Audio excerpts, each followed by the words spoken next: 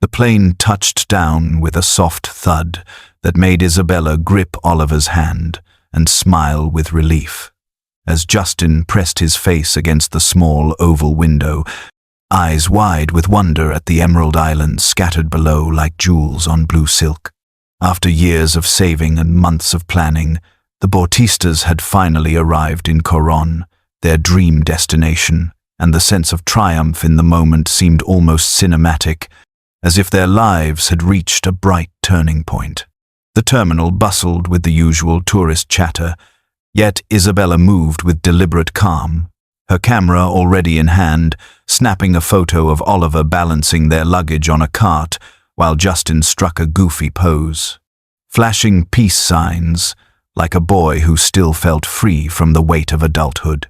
Outside, the heat wrapped around them like a heavy blanket, a reminder they had left behind Manila's urban grind for a slice of paradise. Oliver cracked jokes about how the only meeting he would attend this week was with the sun and sea, his laugh echoing against the shuttle van's metal frame. Justin unfolded a paper he had carried from home, a list of snorkel sites and hidden lagoons he had researched on the family computer, his voice brimming with excitement as he read them aloud, as though he were the expedition leader, guiding them into some grand adventure. When they reached the rental kiosk, the silver hire car gleamed like a promise of freedom, its polished body reflecting a sun that seemed intent on blessing the day. Oliver checked the tires, insisting on safety, while Isabella photographed the details of the paperwork, her meticulous nature always balancing his easygoing charm. The road from the airport wound through forests and glimpses of coastline, the scent of salt and earth mingling through the open windows as Justin sang along to a song from his phone. The car hummed steadily, carrying them away from routines, toward cliffs and waves that whispered ancient secrets. At every turn, the landscape grew more dramatic, limestone peaks rising like guardians, and Isabella leaned out her window to capture them with her lens, determined to document every frame of this trip as if she could hold time still.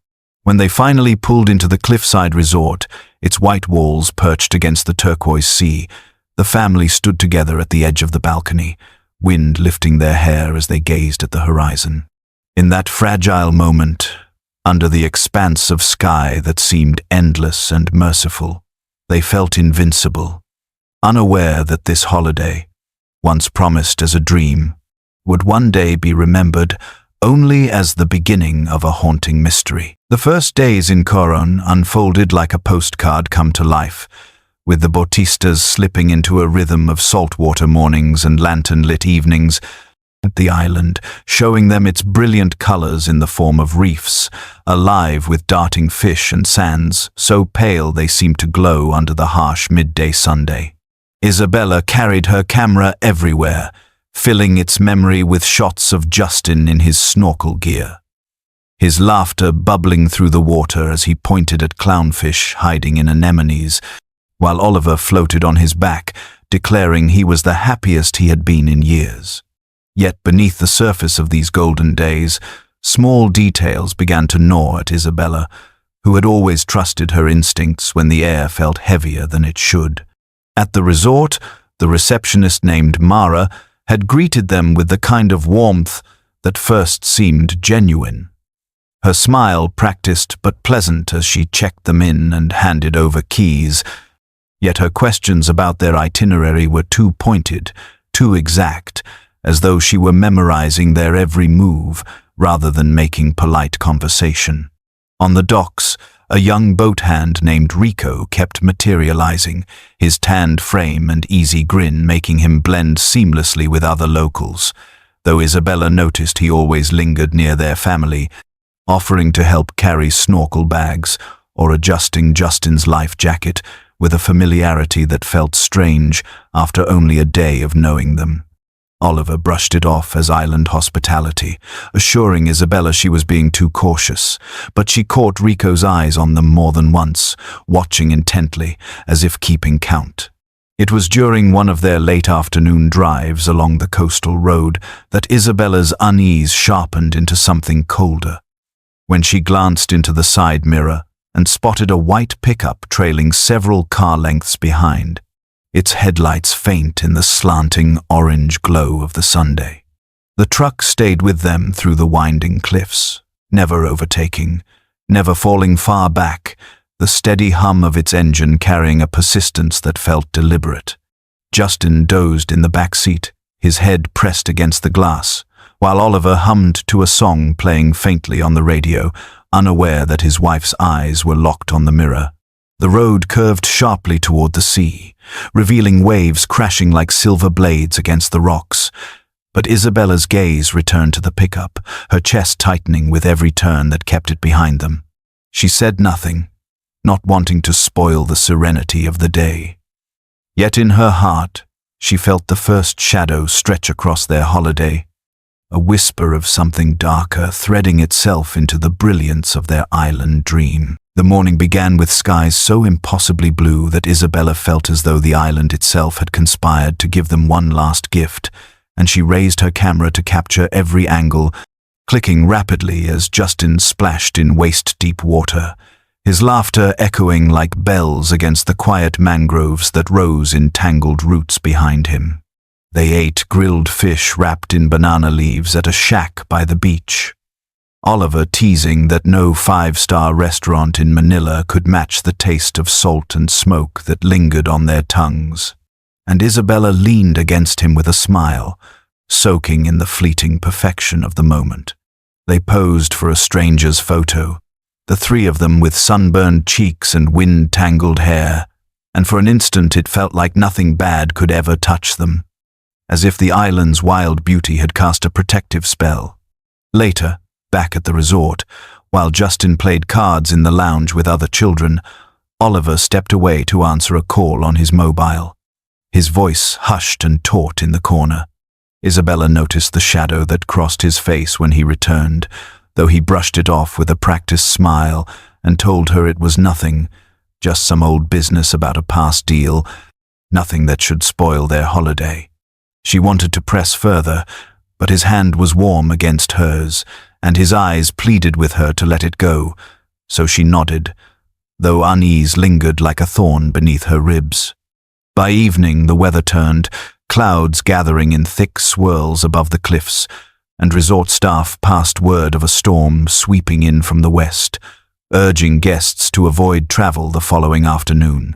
Yet Oliver insisted they could still rise early and make the short drive to the famed overlook before the winds arrived, promising Justin that they would watch the sunrise spill gold over the sea from the very edge of the island.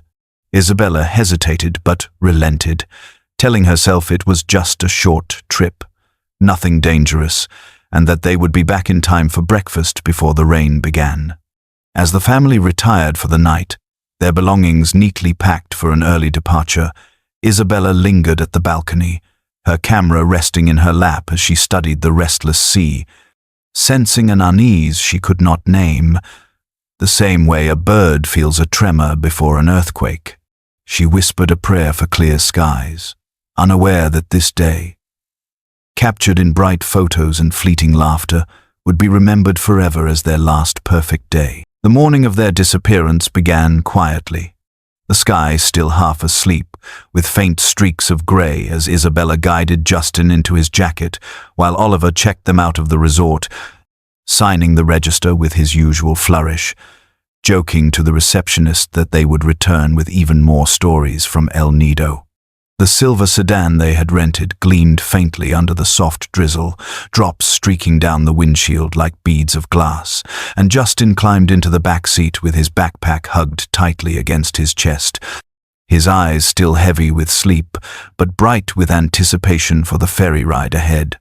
They drove away from the safety of the resort gates, the sound of gravel crunching beneath the tires, fading quickly into the winding silence of the coastal road, where the scent of sea spray clung to the air and the hillsides loomed with a kind of watchful gravity. As rain began to gather strength, locals later recalled seeing a car like theirs, turning not toward the port but veering instead toward an older cliff road, a path mostly forgotten except by fishermen and wanderers who knew its sharp edges and sudden drop-offs. The storm clouds thickened overhead, and by mid-morning the Bautista's phones had gone dark, last pinging near a cove where the land jutted out in dangerous angles, a place whispered about in town for its treacherous bends and the way it seemed to swallow the unwary. Calls went unanswered, messages undelivered, the devices as silent as the sea that churned angrily against black rocks. By noon, when they failed to appear at the ferry terminal, staff grew concerned, noting the absence of their reserved tickets and the lack of any word, yet hours slipped by before alarm turned into fear. A fisherman swore he saw a white pickup lingering near the turn-off that morning, idling as though watching, though when asked again his account wavered, blurred by the curtain of rain that distorted all shapes and distances. The resort staff remembered them fondly. Oliver laughing as he loaded bags into the trunk, Isabella waving politely at the guards, Justin skipping toward the car with a child's unburdened joy, all of it ordinary and unremarkable, until the family was simply gone, as if the island itself had claimed them. By the time evening settled, with the storm raging fully across Coron, the Bautistas had become a story whispered in kitchens and shops, their absence echoing louder than the thunder, their car and voices lost somewhere between land and sea, leaving behind nothing but questions that no one could yet answer. The search began in haste, with the storm still lashing against the island, rain hammering the tin roofs of homes and blurring the windshield wipers of the patrol trucks that crawled along winding coastal roads, their beams cutting weakly through the mist.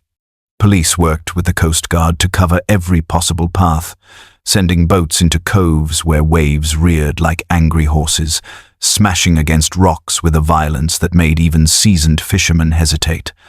Helicopters were grounded by the relentless wind, and divers refused to descend into waters whipped opaque by currents, leaving rescuers with little more than guesswork as hours turned into a night filled with unanswered prayers.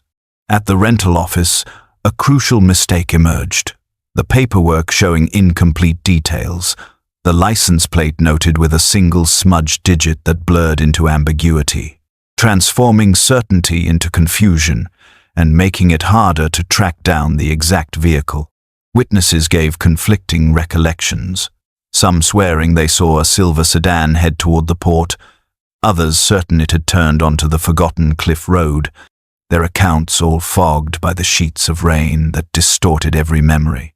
Back at the Bautista's home in Manila, relatives tried calling repeatedly, only to meet with dead silence, the phones pinging their last location near the dangerous cove known for sudden drop-offs, a place where the sea swallowed anything unfortunate enough to slip too close. Investigators clung to any scrap of evidence they could gather, and in the middle of the chaos, Isabella's camera, linked to a cloud backup, revealed its final offering, a blurred photograph automatically uploaded just before the devices went dark. It was nothing more than streaks of rain across glass, faint orbs of headlights glowing in the distance, yet it carried a haunting weight, as though the image itself had tried to scream out a warning no one could understand. For families watching the hours drag on, that photograph became both proof of life and a cruel reminder of how quickly it could vanish. The last glimpse of a journey interrupted by forces unseen.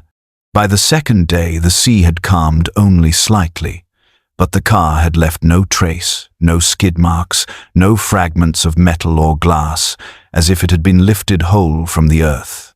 Each sweep of the roads brought the same conclusion, that the island had hidden its secret well, and every crashing wave seemed to mock the searchers with the sound of erasure, erasing tracks, erasing hope, leaving behind nothing but the heavy absence of a family swallowed by storm and silence. The investigation deepened in the days that followed, but rather than clarity, it only bred confusion as cracks appeared in nearly every account given, leaving the truth clouded beneath layers of contradiction and silence.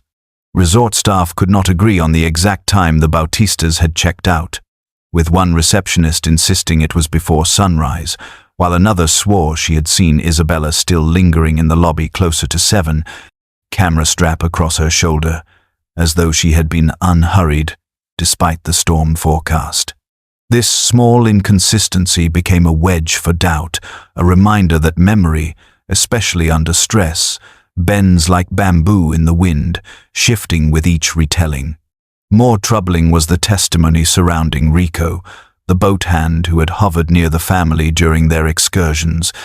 When questioned, he denied knowing them beyond a passing greeting, claiming he barely remembered their faces. Yet a waitress from the resort cafe recalled clearly seeing him leaning across a table one afternoon, laughing with Justin about drones, and even sketching out a crude design on a napkin as the boy listened eagerly. The contradiction cast suspicion, but it dissolved into a haze of denials, with Rico insisting the waitress had mistaken him for someone else. Meanwhile, whispers began to swirl through Coron's small streets and open-air markets, the kind of rumors that grow quickly when facts are scarce, and the story of the missing family became a canvas onto which every villager painted their own fear.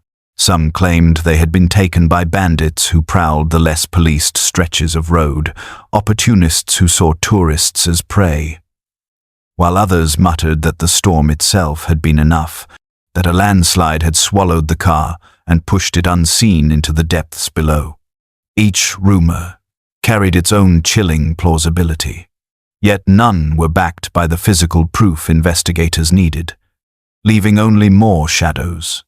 As the police pressed harder, Oliver's name surfaced in documents tied to business dealings, feeding speculation that the family's fate might have been tangled in debts or grudges, though nothing concrete could be established. For every theory formed, another witness contradicted it, and the case grew less like a puzzle waiting to be solved, and more like shifting sand that slipped through the grasp of every hand, trying to hold it steady. In the absence of evidence, the Bautistas became ghosts within their own story, their last days blurred by half-truths, evasions, and rumors that multiplied faster than the rain could wash them away. Weeks turned into months, and the Bautista disappearance shifted from urgent headlines to the quieter corners of evening news, where anchors spoke of it with fading emphasis, their words more ritual than revelation, as if the family had already slipped into legend. Search teams dwindled, funding dried up, and each new lead dissolved into disappointment, like ink bleeding into water. Oliver's employer, a Manila-based firm with resources and reach, attempted to crowdsource information, offering hotlines, publishing missing posters across airports, and even creating an online tip board where strangers wrote in from as far as Cebu and Mindoro, yet none of the information carried weight strong enough to revive the investigation. Isabella's sister, Clara, refused to let the silence grow, so she built a Facebook page devoted to her lost family, filling it with photographs of their smiles, the silver sedan, and Justin's drawings scanned from his school notebooks, hoping recognition might spark memory in someone who had crossed their path. At first, the page bloomed with sympathy, thousands sharing posts, hearts reacting to every update, but with the attention came false trails, anonymous messages claiming sightings in ports, whispers of a boy matching Justin's description in Zamboanga, or a woman resembling Isabella boarding a ferry under a different name. Each tip tugged at Clara's hope before unraveling into nothing, leaving her exhausted yet unwilling to close the page, unwilling to surrender the only space where their absence still screamed loudly. As time wore on, investigators began categorizing the Bautista case alongside other unsolved island vanishings, rare but haunting, files that gathered dust because there was no physical evidence to tether them to fact. No car pulled from the sea, no belongings washed ashore, no bodies recovered from hidden coves, nothing tangible to press into a report. The family became a story retold in fragments by resort staff, taxi drivers, and ferry workers, each recounting altered by memory and imagination, until truth and rumor blurred so thoroughly they were indistinguishable. The silver sedan was remembered as both spotless and dented, the last sighting placed at sunrise by one witness and near noon by another, details shifting like shadows across shifting sands. By the end of the year, the official report quietly concluded that no further leads could be pursued, leaving behind not closure but a hollow space filled only by the echo of questions.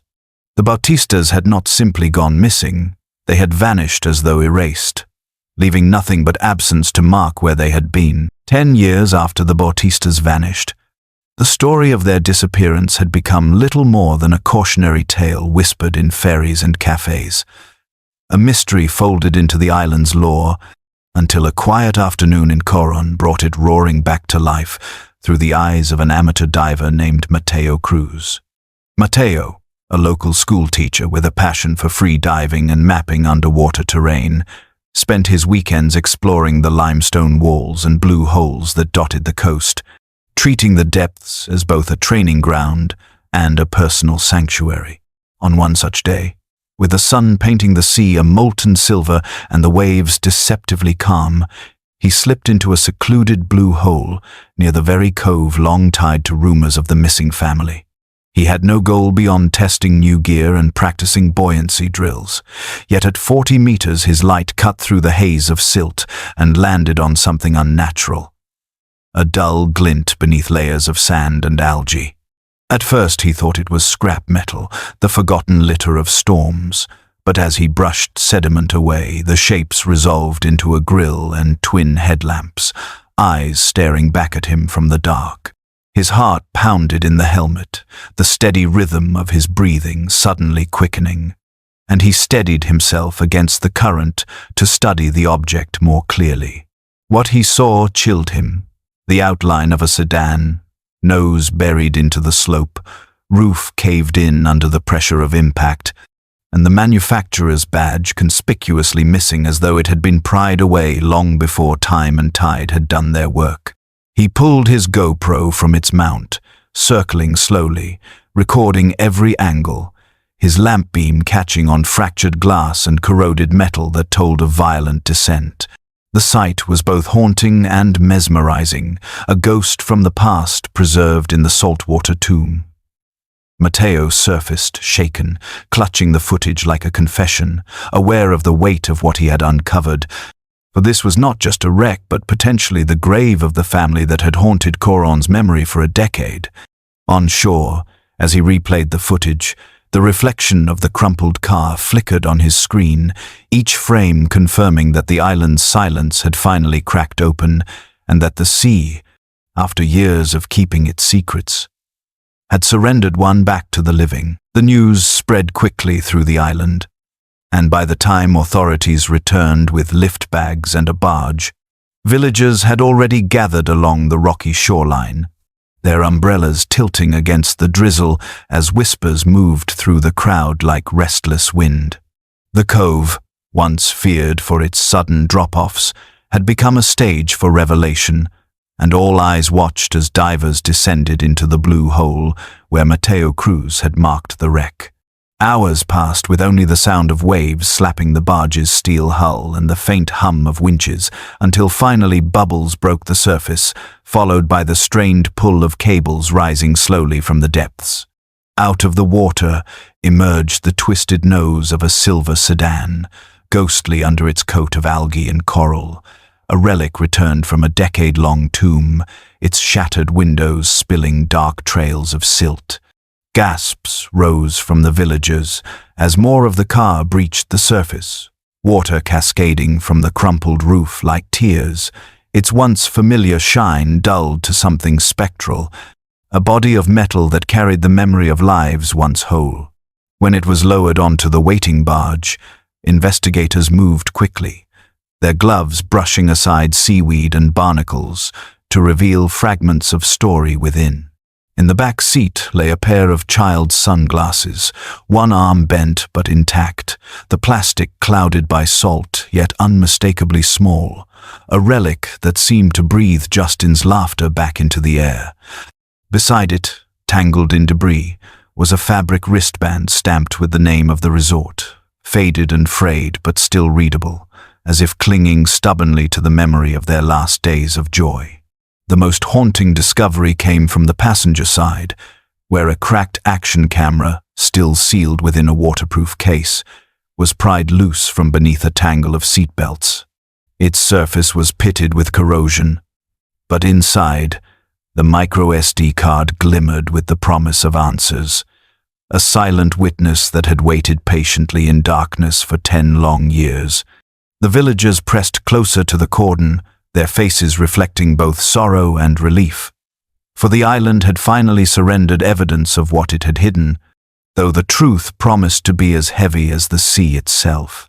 As the barge shifted under the weight of the car, the storm clouds above parted briefly, sending a shaft of pale light across the wreck, illuminating it not as scrap metal, but as a coffin of memory, carrying within it the fragments of a family whose story had refused to stay buried. The evidence, when finally coaxed from the silence of the sea, spoke with a clarity that no rumor or recollection ever could, its voice captured in the faint grain of digital frames and the muffled echo of recorded sound.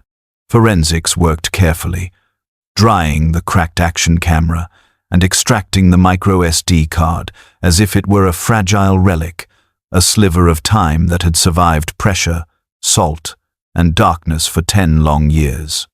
Alongside it, a dashcam memory card, wedged under the carpeting, was recovered, its casing warped but intact enough to preserve what mattered most. When technicians pieced the files together, the story unfolded like a ghost's testimony. The last road clip showing the silver sedan gliding through rain-slick asphalt, wipers struggling to clear sheets of water from the windshield.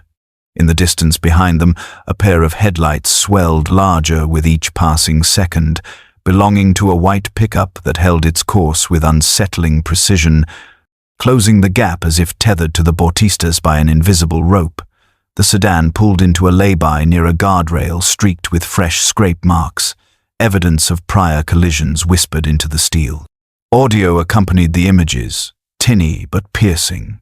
Oliver's voice, steady yet laced with tension, as he told Justin to stay buckled, his words firm, protective, a father's instinct breaking through the fear that had crept into his tone. The next seconds were blurred, the pickup looming nearer, its beams flooding the camera until the screen fractured into light and shadow, then shaking violently as if struck. The file ended abruptly, an unfinished sentence in the language of tragedy, yet enough to shift the case from speculation to a narrative that pointed directly at pursuit, intimidation, and collision. Investigators replayed the footage again and again, their silence heavy in the room as if each had been drawn into that car, feeling the weight of rain and dread pressing against the glass.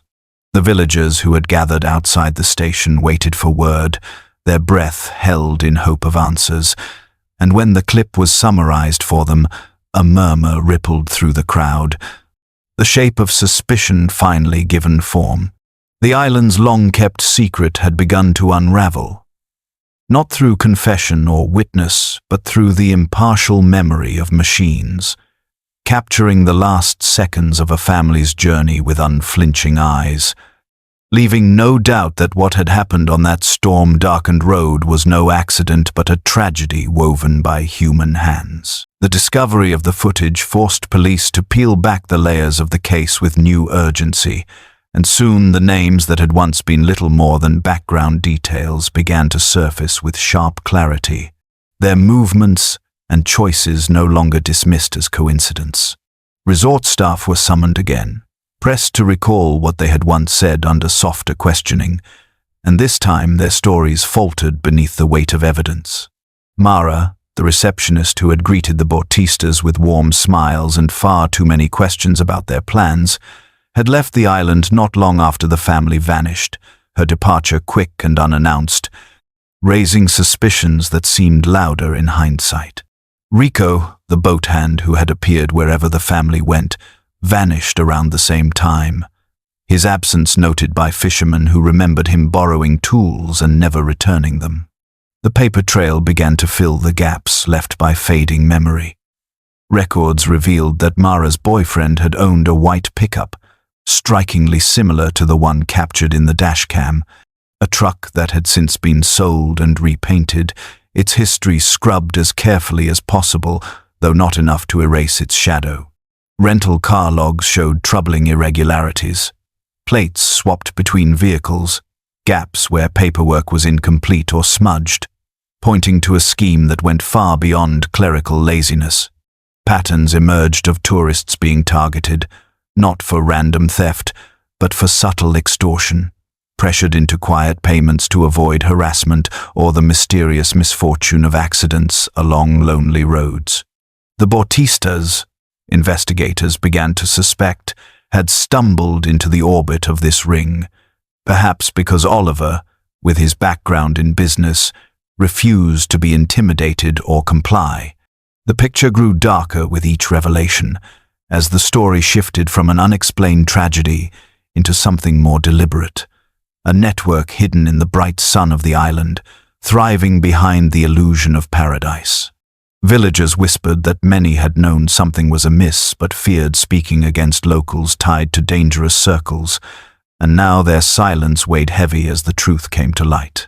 For years, the island had sold its beauty as escape, yet beneath the turquoise seas and white sand beaches had lurked a machinery of predation, carefully crafted and quietly maintained. What happened to the Bautistas no longer felt like chance, but like the inevitable collision of innocence with a network that had long survived by turning visitors into prey, its secrets finally dragged into daylight by the ghosts of one family who refused to vanish silently. The motive emerged slowly, pieced together from fragments that at first seemed unrelated, until investigators realized they formed a pattern too deliberate to ignore, a thread of greed and betrayal that wove itself directly into the Bautistas' final journey. Oliver's former business partner resurfaced in Manila, a man with a practiced smile and a history of ventures that skirted legality, and under questioning he admitted that before their trip, Oliver had refused to move funds through a shell company registered in Palawan, insisting he wanted nothing to do with laundering money for offshore accounts. The refusal, at the time, had seemed to close a door, but bitterness lingered, and when phone records were traced, they revealed calls connecting the partner to a prepaid number registered under a false name, a number later tied to Mara's boyfriend, the owner of the white pickup that appeared in the dashcam footage. It was the kind of revelation that shifted the story's shape, transforming it from a tale of tragic misfortune into one of deliberate intimidation that spiraled into death. Investigators began to see the pieces differently. The resort receptionist's probing questions, Rico's constant presence, the missing paperwork in the rental log, all no longer quirks or coincidences, but markers of a setup that had ensnared the family. The prevailing theory crystallized that Oliver had been targeted, his resistance to dirty dealings making him a liability, and the network around Mara and her boyfriend had been enlisted to teach him a lesson, to force him into compliance by cornering him on that storm-darkened road. The dashcam recording now looked like more than evidence of pursuit. It was the last chapter of a plan meant to scare, a show of force that went wrong when the sedan pressed too close against a guardrail scarred by fresh scrape marks, lost control and plunged into the sea. For 10 years the wreck had kept the secret, its silence protecting the guilty. But once lifted to the surface, the pieces fell into place, exposing the rot behind the facade of paradise. To the villagers, the idea that the family had not simply vanished, but had been pushed into their fate by human greed, carried a weight heavier than the storm itself, a betrayal of the very trust that drew visitors to the island. The case was no longer about an accident or an unexplained tragedy, but about a motive born from money, power, and the cold calculation of men who had gambled with lives to protect their schemes, never expecting the ocean would one day return the truth. When authorities finally tracked Rico to Cebu, the young boat hand who had once smiled easily on the docks no longer carried the carefree air of island life. His shoulders slumped under the weight of years spent dodging questions, and it did not take long before the silence he had kept began to unravel. In a cramped interrogation room, surrounded by files and the relentless gaze of investigators, Rico admitted that he had indeed followed the Bautista family that storm-darkened morning, instructed to pressure Oliver into attending a meeting tied to debts and deals that had soured.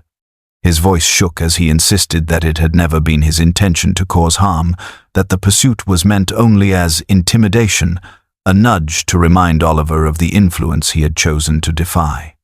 Yet as he spoke, his words painted a picture of recklessness, of a chase through rain-slicked roads where fear mingled with adrenaline, ending with a sedan forced into decisions it could not survive. He blamed the storm for obscuring visibility, blamed the failing brakes of the pickup for limiting his control, clinging to excuses as if they could soften the gravity of what had been done. Meanwhile, Mara was located in Davao, arrested in a boarding house where she had worked under a false name, her once carefully composed smile replaced with a mask of indignation. Unlike Rico, she refused to yield, denying every accusation with sharp precision, dismissing witnesses as liars and evidence as fabricated. She demanded a lawyer immediately, her voice steady even as the net of testimony and phone records tightened around her. Where Rico's confession cracked under guilt and fear, Mara's silence became its own fortress, a refusal that forced investigators to lean on the fragile weight of circumstantial proof and the strength of connections pieced together over years. The contrast between them was stark, one spilling fragments of truth like a leaking vessel, the other sealed shut, daring anyone to find the cracks. Yet both stories, spoken and unspoken, confirmed what the dashcam and the recovered evidence had already begun to reveal, that the Bautista's disappearance had not been fate or storm alone, but the result of human choice, greed, and coercion. As the confessions and silences tangled together, investigators found themselves staring into the heart of a crime that had once masqueraded as mystery, now bared by voices that had finally been cornered, some trembling with regret, others unyielding, even in chains. When the remains were finally identified and flown back to Manila, the city received them not with the clamor of headlines but with the solemn hush of grief too long delayed, as if the decade of waiting had made mourning heavier, not lighter. The church where the Bautistas had once attended Christmas masses overflowed with family, friends, and strangers drawn by the story. Its pews lined with faces softened by candlelight, the air thick with incense that mingled with the salt of tears. Shells collected from Palawan beaches were placed along the altar, a quiet tribute to the trip that had begun in joy and ended in silence, while flowers in pale whites and soft yellows framed the caskets that carried what was left of Oliver, Isabella, and young Justin.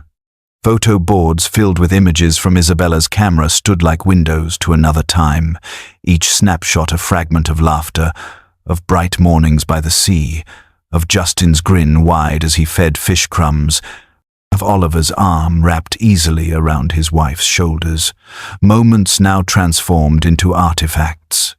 The priest spoke of faith and the mysteries of God's will, but it was the photographs that held the congregation's gaze, proof that the Bautistas had lived vibrantly before their story was rewritten by violence. Among the crowd sat Mateo Cruz, the amateur diver whose discovery had dragged the truth from the depths, and though his name was not announced, Clara, Isabella's sister, found him after the service and pressed his hands firmly between hers. Her words were simple, her voice breaking as she whispered that he was the diver who had given a decade back, restoring not life, but the dignity of farewell, a gift more precious than anything else could have been. Around them, mourners exchanged quiet embraces, and children laid small drawings on the pews, tributes of innocence to a boy who had once been their age. The sound of a choir swelled, voices rising like a tide, carrying names into the vaulted ceiling where grief met something larger, something eternal. As the caskets were carried out into the waiting dusk, the crowd spilled onto the steps, candles flickering in the warm Manila night, the city itself holding its breath as the Bautistas were finally laid to rest. It was not closure in the truest sense, but it was a goodbye, an acknowledgement that their story would no longer be just a mystery unsolved, but a memory honored, carried forward by those who refused to forget. Justice came slowly, but when it arrived, it carried the weight of the ocean, steady and unrelenting, reshaping everything it touched. Prosecutors filed charges that reached deep into the tangled network uncovered by investigators, naming Mara, Rico, and those who had profited quietly from the silence, accusing them of conspiracy, reckless endangerment resulting in death, and obstruction of justice. In courtrooms filled with echoes of grief, witnesses testified to the truths they had carried for years, their voices trembling as they recounted lies told at check-in counters and shadows cast by a white pickup in the rain. The island itself changed under the burden of revelation. The resort where the Bautistas had stayed sold to new owners who promised transparency, its bright walls freshly painted, but unable to conceal the memories etched into its foundations. The cliff road, once a narrow passage whispered about in fear, was rebuilt with heavy barriers and cameras, a line of defense against both accident and intent, a visible acknowledgement of mistakes that could never be undone. At the famed overlook, where dawn light spilled gold over the restless sea, a simple wooden bench was placed, carved with 3 names that had once belonged only to a family now woven into the island's collective conscience. Visitors sat there not just for the view, but to read those names, to feel the ache of a story that reminded them how fragile joy could be, how paradise could harbor shadows. And yet, amid the sorrow, rituals of remembrance began to form, most poignantly through Mateo Cruz, the diver whose chance discovery had cracked the silence wide open. Each year he returned to the blue hole, his figure small against the vast expanse of water, carrying with him a white lei that he let drift slowly into the depths. As the flowers spread across the surface, he would whisper a promise to watch the sea for those who remained missing, words carried by the wind and waves into eternity. Around him, fishermen would pause, dipping their heads, and tourists who had learned the story would grow quiet, sensing the gravity of the gesture. It was not closure in the way courts or records might define, for no verdict could return what had been lost, but it was a kind of peace, a recognition that justice and memory could coexist, bound together like tide and shore, enduring as long as the sea itself.